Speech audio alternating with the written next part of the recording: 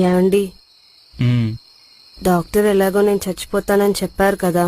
ఉమ్. నేను చచ్చిపోయేలోపు మీకు కొన్ని నిజాలు చెప్పాలండి. ఏంటి కరీనావి?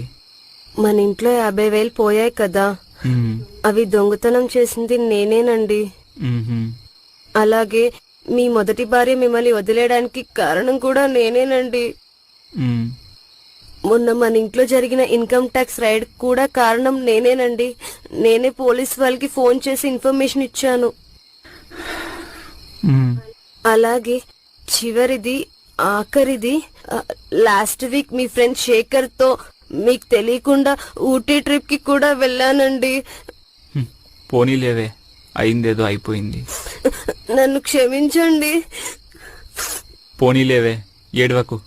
నువ్వెలాగో చనిపోతున్నావు కాబట్టి నేను కూడా నీకు నిజం చెప్పాలి. నువ్వు తిన్న ఫుడ్లో పాయిజన్ కలిపింది నేనే.